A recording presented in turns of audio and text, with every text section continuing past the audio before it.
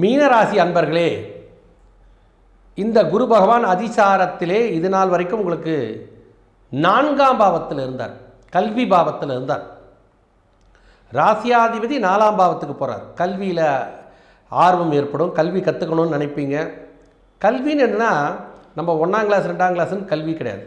நீங்கள் இப்போ ஒரு வேலையில் ஒருத்தர்கிட்ட வேலை செய்கிறீங்க, அவர்கிட்ட ஆர்வமாக அந்த வேலையை கற்றுப்பீங்க. அதுவும் ஒரு கல்வி தான்.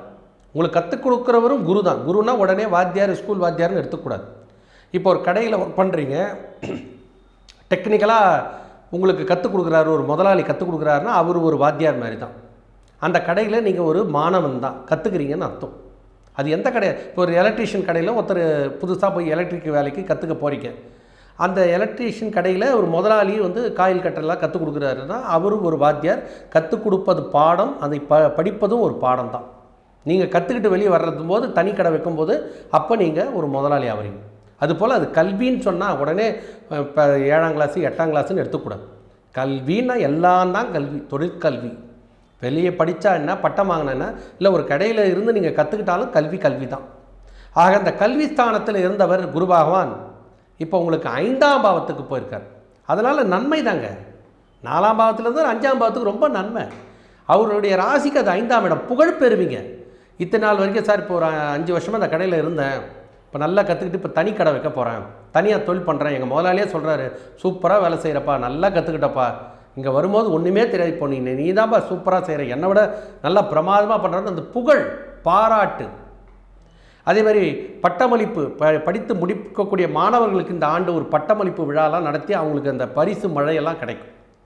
மகிழ்ச்சி, சந்தோஷம். இதை விட ரொம்ப முக்கியமாக குழந்தை பாக்கியத்திற்காக காத்துன்னு இருப்பாங்க இந்த மீனராசிக்காரர்கள். பெண்ணாக இருக்கட்டும், ஆணாக இருக்கட்டும், அவங்களுக்கு இந்த குழந்தை பாக்கியத்தை வழங்குவதில் இந்த ஆண்டு நமக்கு ஒரு சிறப்பாக காட்டும்.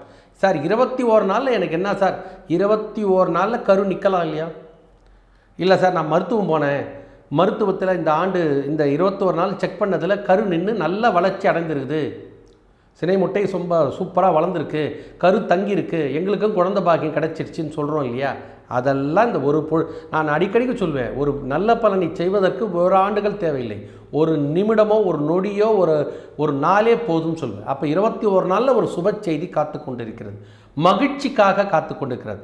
அது மட்டும் இல்லாமல் இந்த குருவும் சனியும் கனெக்டிவிட்டி ஆகிறாங்க. அப்போ தொழிலில் ஒரு மேன்மை, தொழிலில் ஒரு புகழ், ப்ரமோஷன், பதவி உயர்வு.